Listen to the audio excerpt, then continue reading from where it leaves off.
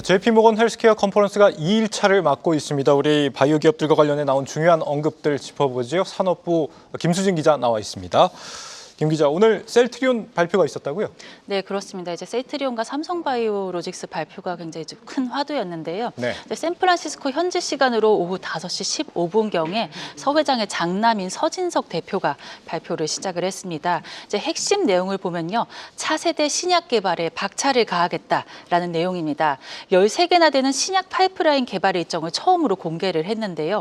보시면은 이제 2028년까지 13개 물질에 대한 IND, 그러니까 임상시험 승인 계획 제출을 모두 마치겠다, 그런 일정입니다. 올해 제출을 완료할 신약 후보 물질은 모두 4개입니다.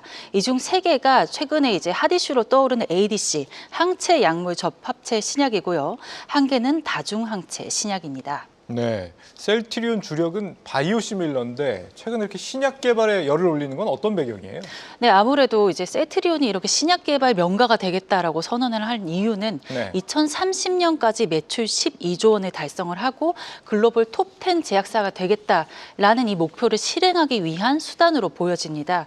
목표를 이루기 위해서는 아무래도 시밀러보다 이제 오리지널 약을 성공시키는 게 유리한 측면이 있거든요. 근데 취재 과정에서 셀트리온 관계자와 이야기를 나눴는데 이제 회사의 가파른 성장세 원인 중 하나가 역시 포트폴리오 확대다.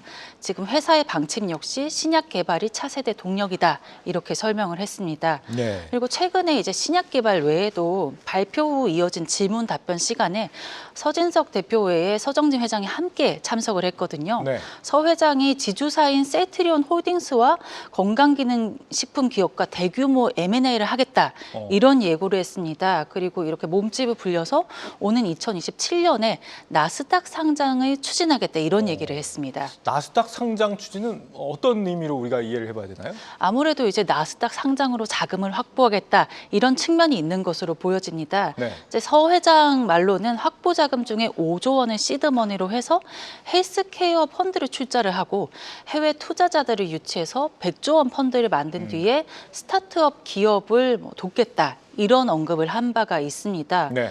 보시면 이제 그럼 미국에서 정말 자금 확보가 될 것인가, 이런 게 관건일 텐데, 사실 셀트리온이 미국에서 빠르게 인정받고 있는 거는 사실이거든요.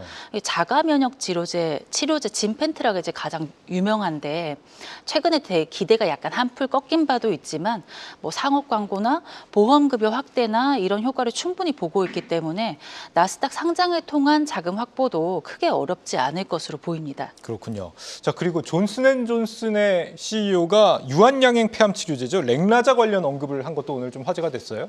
네, 맞습니다. 이게 J&J 자회사 얀센에 1조 4천억 원대로 기술 이전을 했다 보니까 아무래도 유한양행 측이 아니라 J&J 측에서 J&J 호이칸 두아토 CEO가 언급을 했습니다.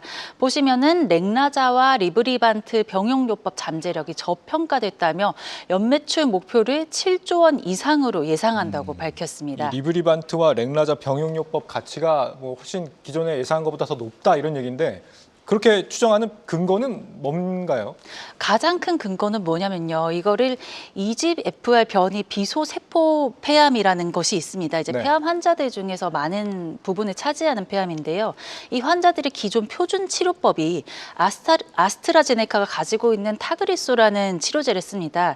이렇게 되면 보통의 생존 기간의 중간값을 3년으로 잡습니다. 그러나 이제 렉나자와 리브리반트 병용요법을 임상했을 때에는 이 기간이 4년으로 1년 정도 늘어납니다. 이게 환자들한테는 1년이라는 기간이 상당히 큰 기간이거든요. 그렇기 때문에 조금 임상에서 의미가 있다라고 다들 보고 있고요. 게다가 이 치료법을 봤을 때 이제 병용요법이라고 했을 때 리브리반트라는 항암제를 원래는 정맥주사 IV 제형입니다. 우리가 이제 병원에 누워서 링거를 맞듯이 맞아야 되는데 이렇게 되면 뭐 5시간도 걸릴 수 있거든요. 근데 이거를 피하 주사, 그러니까 SC 그냥 이렇게 우리가 예방접종 맞듯이 주사로 그냥 맞는 작업에 들어간 상태라서 이렇게 되면 일반 주사처럼 금방 맞을 수가 있습니다. 그럼 5분 정도로 투여 시간이 줄어들면서 이것에 대한 FDA 허가를 받게 되면은 약에 대한 접근성이 훨씬 커지는 거잖아요. 그래서 이제 매출 증가도 기대해 볼 수 있는 그런 상황입니다.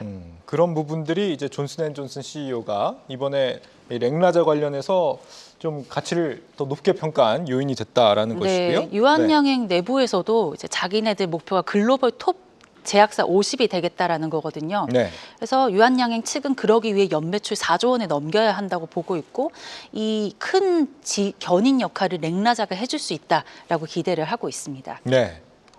그 외에도 또 오늘 뭐 중요한 언급이 있었습니까?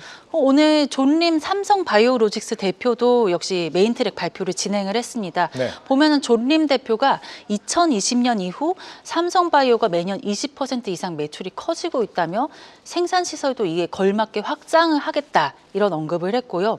오는 2027년 준공 예정인 제6공장 소식도 담았습니다. 완공이 되면 삼성바이오의 총 생산 능력이 96만 리터를 넘기는데요. 이러면 세계 1위 수준이 됩니다. 현재 글로벌 상위 제약사 20곳 중에 17곳 이상이 삼성바이오 고객사거든요.